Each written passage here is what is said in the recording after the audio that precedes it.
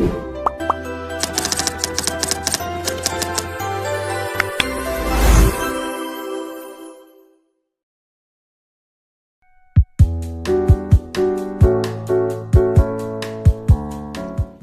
warahmatullahi wabarakatuh.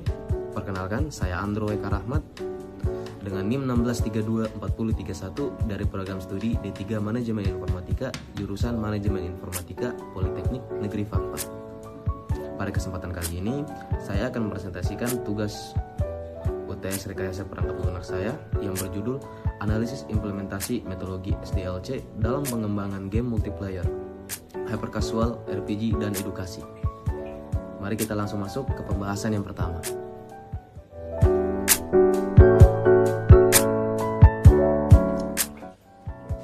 Baik, sebelum kita masuk ke materi inti, izinkan saya memberikan gambaran singkat mengenai alur presentasi yang akan saya sampaikan hari ini.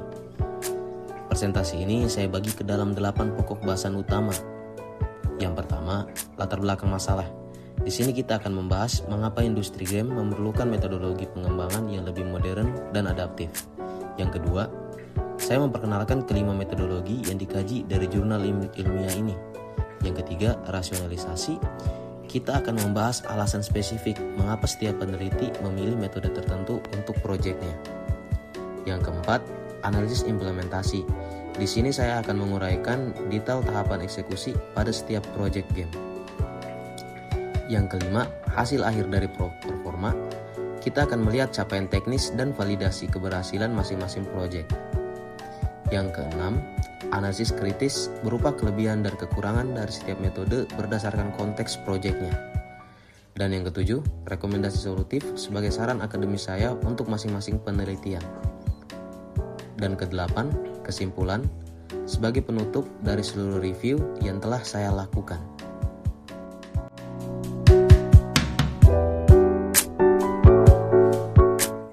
Baik, sekarang kita masuk ke pokok bahasan pertama, yakni latar belakang masalah. Industri game telah berkembang jauh melampaui sekedar proyek hobi. Kini merupakan sektor industri dengan kompleksitas arsitektur sistem yang sangat tinggi. Namun, terdapat beberapa permasalahan mendasar yang sering tidak disadari. Pada sisi kiri slide, yakni tantangan umum. Pertama, secara metodologis, pengembangan game sangat berbeda dari pengembangan software bisnis konvensional. Ada integrasi multidisiplin yang sangat kompleks antara logika pemrograman tingkat tinggi dengan elemen kreatif seperti desain aset visual, narasi cerita, sistem audio, hingga mekanisme gameplay. Kedua, model pengembangan waterfall yang bersifat linear dan kaku sangat sulit mengantisipasi perubahan kebutuhan yang muncul di tengah-tengah proses edukasi. Ketiga, koordinasi antara tim teknis dan tim kreatif seringkali menciptakan hambatan atau bottleneck yang menghambat laju produksi. Dan keempat, yang ini sangat unik untuk industri game. Faktor keseruan atau fun factor tidak bisa divalidasi sejak awal. Ia hanya bisa dirasakan dan diuji secara iteratif. Pada sisi kanan slide, masalah spesifik kelima jurnal. Berdasarkan data dari kelima jurnal yang saya kaji, permasalahan konkret yang ditemukan itu meliputi manajemen proyek yang lemah pada tim kecil sehingga berisiko mengalami pembengkakan waktu dan biaya. Ini ditemukan pada jurnal 1 dan 2. Kompleksitas sinkronisasi jaringan real time pada game multiplayer horror. Ini adalah tantangan utama jurnal ke-1. Logika event RPG yang berlapis-lapis dan sangat rawan bug. Ini adalah fokus jurnal ketiga. Media pembelajaran konvensional yang monoton sehingga gagal meningkatkan motivasi belajar siswa. Ini yang melatar belakangi jurnal kelima. Dan miskonsepsi bahwa metode pengembangan formal tidak compatible dengan proyek yang bersifat kreatif dan dinamis. Sampai hal ini diangkat oleh jurnal keempat. Nah, seluruh permasalahan inilah yang menjadi landasan mengapa para peneliti memilih pendekatan metodologi modern yang lebih adaptif.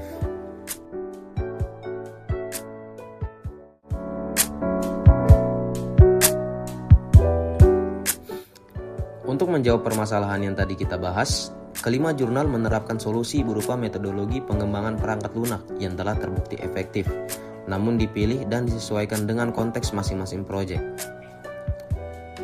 Satu persatu akan saya jelaskan. Jurnal pertama, menerapkan Agile Scrum yang dibagi ke dalam 8 siklus sprint. Untuk mengembangkan game multiplayer horror bernama Anchor menggunakan Godot Engine. Jurnal kedua menggunakan Scrum Framework standar industri dengan durasi sprint 1 hingga 4 minggu. Untuk mengembangkan game hyper casual Rush Runner menggunakan Unity Engine.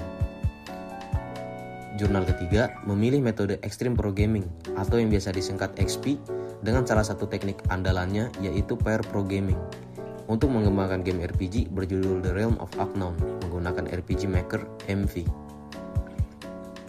Jurnal keempat memodifikasi Agile Scrum konvensional menjadi metode khusus yang mereka namai Game Scrum Hybrid untuk mengembangkan game fantasy puzzle adventure bernama Amber di Unity. Dan jurnal kelima mengimplementasikan Game Development Lifecycle atau GDLC dengan 6 fase yang terstruktur untuk mengembangkan game edukasi fun learning menggunakan Unity 2D atau 2 dimensi dan Adobe Illustrator. Kelima metode ini memiliki satu benang merah yang sama, semuanya bersifat iteratif dan adaptif, sangat berbeda dari waterfall yang sekuensial dan kaku.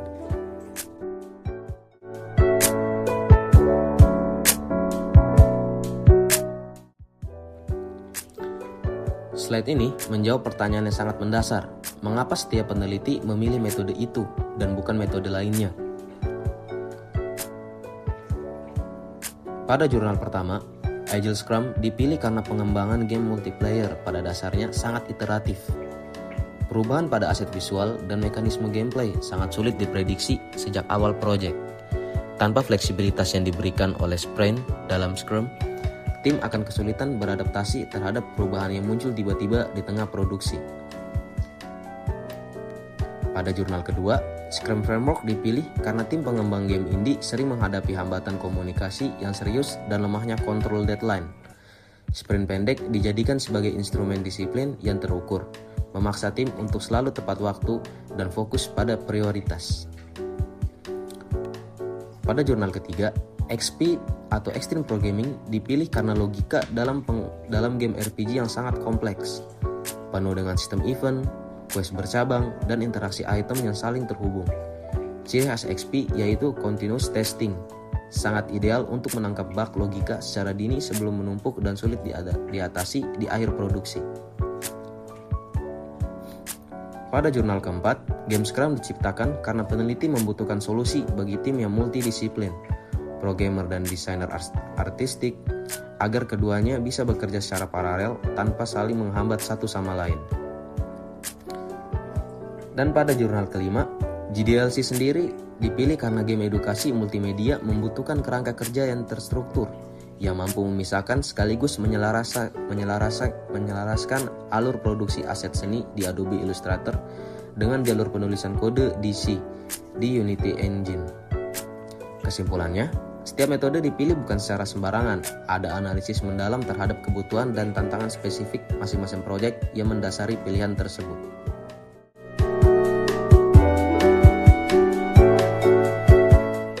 Selanjutnya, kita masuk ke analisis tahapan implementasi. Di sini, saya akan menguraikan bagaimana setiap metodologi dieksekusi secara konkret di lapangan.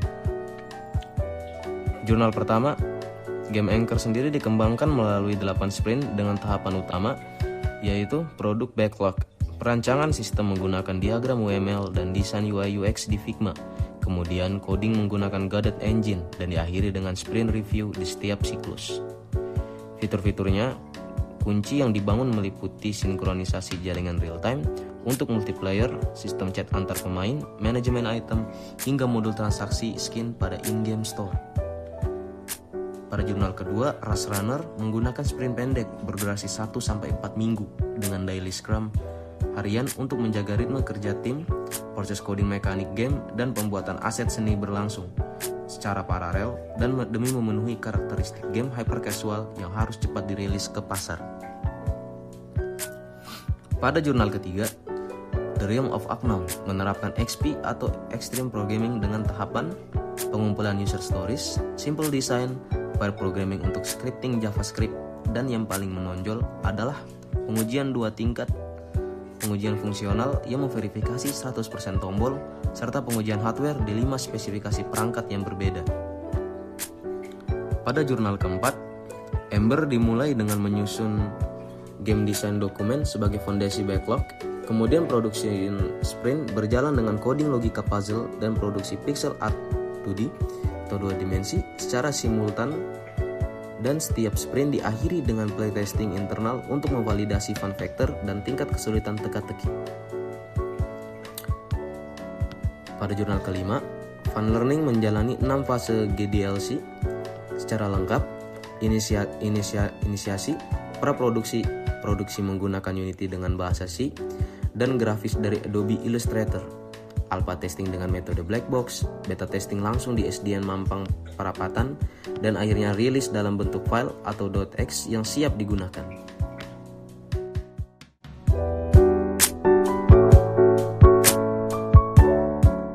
Setelah kita menelah proses implementasi, sekarang saatnya kita lihat hasilnya. Slide ini menyajikan matriks komparasi yang merangkum capaian akhir dari kelima proyek. Saya akan membacakannya satu persatu.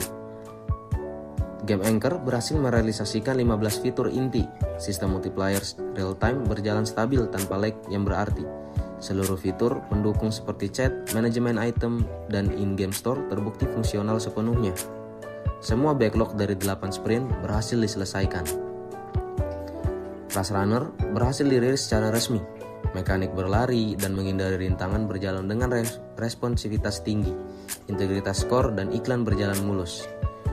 Produktivitas tim meningkat signifikan berkat penggunaan Scrum Framework. The Realm of Unknown lulus dari 2 tingkat pengujian yang ketat. Pada pengujian fungsional, 29 dari 30 tombol berfungsi 100% sesuai rancangan. Pada pengujian hardware di 5 perangkat, 3 perangkat berjalan dengan sangat baik, 1 perangkat stabil, dan 1 mengalami kendala minor. Namun game sendiri tetap bisa diselesaikan hingga akhir. Game Ember berhasil menyeimbangkan puzzle mekanik yang menantang dengan estetika 2 dimensi pixel art yang indah. Berdasarkan playtesting internal, game ini juga meraih kestabilan sistem yang baik dan memenuhi unsur fun factor bagi pemain.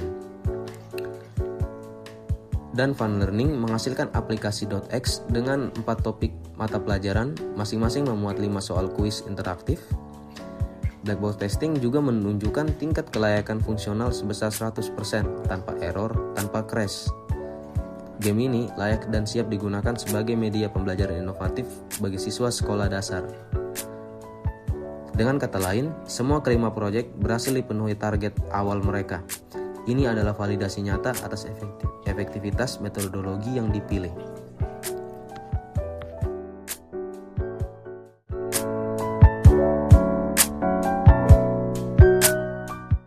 Kita tiba di bagian yang paling substantif dari makalah ini. Analisis kritis.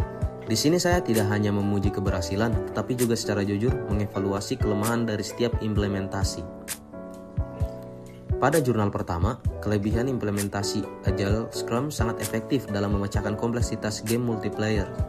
Pembagian kerja ke dalam backlog yang terukur mempermudah tim dalam melacak progres integrasi modul jaringan, sistem chat, dan manajemen transaksi secara paralel. Namun ada kekurangannya, yakni karakteristik game multiplayer memiliki tingkat ketergantungan antar fitur yang sangat tinggi. Jika terjadi bug pada sinkronasi jaringan real time, estimasi story point pada sprint tersebut sangat mudah meleset, dan ini mengganggu ritme peluncuran produk incremental di akhir sprint. Pada jurnal kedua, kelebihan siklus sprint pendek sangat adaptif dengan karakteristik genre hyper casual yang menuntut kecepatan rilis tinggi demi mengejar tren pasar yang berumur pendek. Kekurangannya, tekanan waktu yang ekstrim memicu penumpukan utang teknis secara diam-diam karena proses refactoring kode sering dilewati.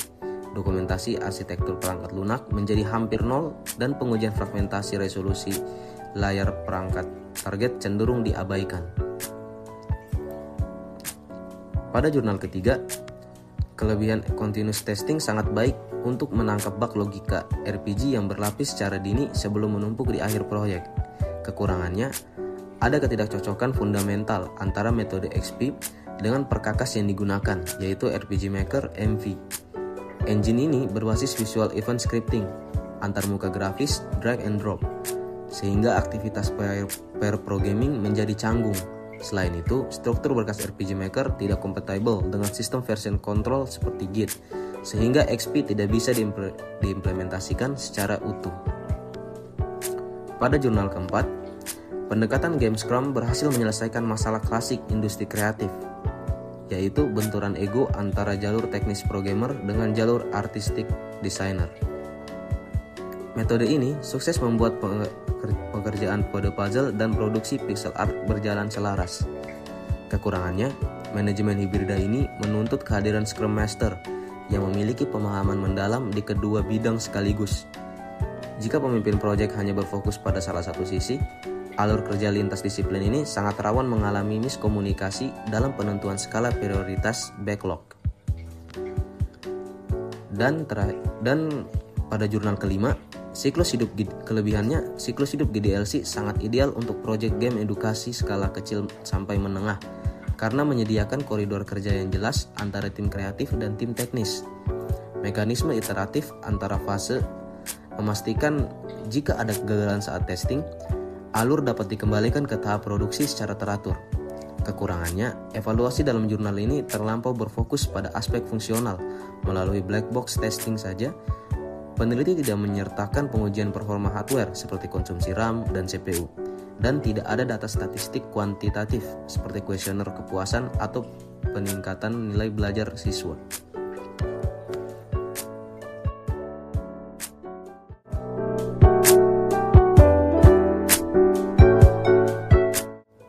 Berdasarkan analisis kritis yang telah saya paparkan, berikut adalah rekomendasi solutif yang saya usulkan sebagai saran akademis untuk mengoptimalkan masing-masing proyek. Rekomendasi untuk jurnal pertama, saya merekomendasikan agar peneliti mengintegrasikan tools pengujian berbasis cloud seperti Firebase, TestLab, atau Browser Stack. Ini penting untuk melakukan simulasi pengujian multi perangkat dan mendeteksi masalah latensi jaringan pada skenario dunia nyata.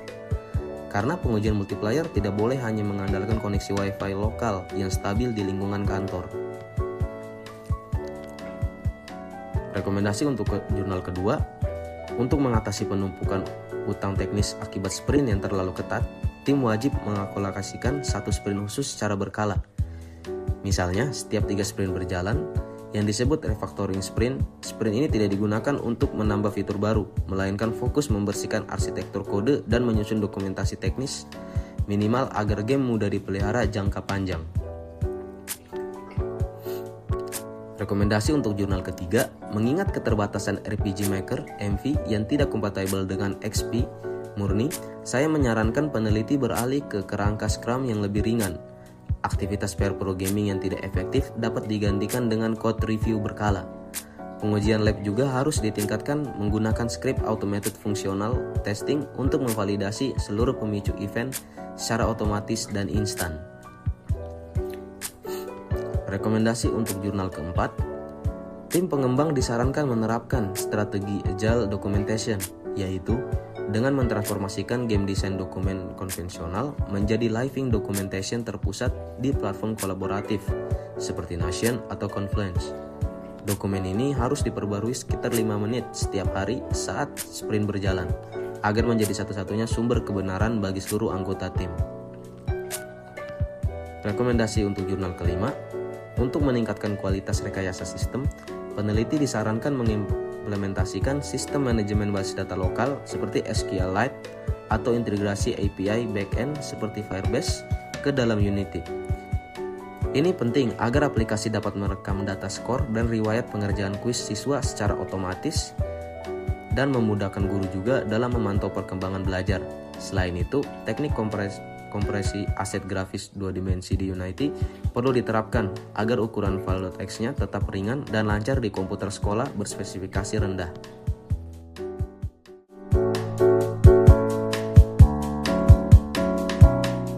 Kita hampir sampai di penghujung presentasi. Slide ini menyajikan kesimpulan atau intisari dari seluruh review yang telah saya bahas. Di sisi kiri slide, kita bisa melihat ringkasan keberhasilan masing-masing metode. Agile Scrum berhasil merealisasikan 15 fitur inti pada Anchor dengan sistem multiplayer yang stabil. Scrum Framework meningkatkan produktivitas tim dan menghasilkan rilis yang tepat waktu pada rush runner. Extreme Programming menghasilkan 29 dari 30 tombol berfungsi sempurna dan game stabil di 5 spesifikasi hardware yang berbeda. Game Scrum berhasil menyelaraskan jalur teknis dan kreatif secara harmonis dengan fun factor yang tervalidasi. Dan GDLC menghasilkan kelayakan fungsional 100% yang menjadikan fun learning layak sebagai media pembelajaran yang inovatif. Di sisi kanan, ada 5 poin kunci yang bisa kita petik dari seluruh penelitian ini. Pertama, tidak ada satu metode yang terbaik untuk semua kondisi. Konteks proyek yang menentukan pilihan metodologi. Kedua, metodologi berbasis agile unggul untuk game dengan perubahan kebutuhan yang tinggi dan dinamis. Yang ketiga, XP dan GDLC unggul untuk proyek yang memprioritaskan kontrol kualitas teknis yang ketat. Keempat, semua 5 proyek dalam kajian ini berhasil memvalidasi metodologi pilihan mereka masing-masing. Dan kelima, kunci keberhasilan pengembangan game modern adalah kemampuan iterasi yang konsisten dan adaptasi yang cepat terhadap perubahan.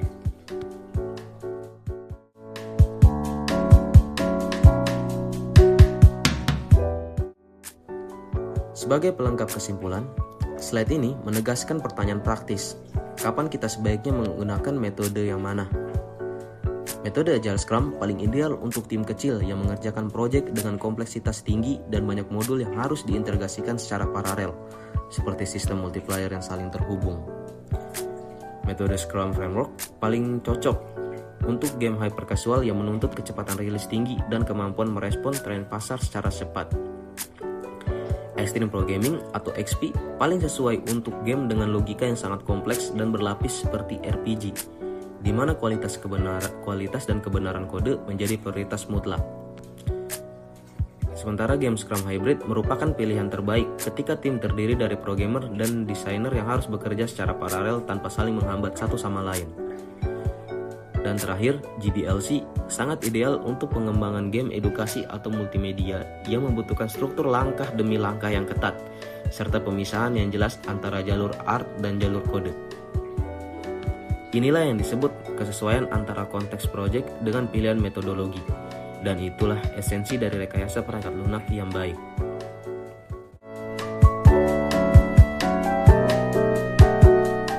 Demikianlah presentasi yang dapat saya sampaikan mengenai analisis implementasi metodologi SDLC dalam pengembangan game multiplayer, hyper casual, RPG, dan edukasi.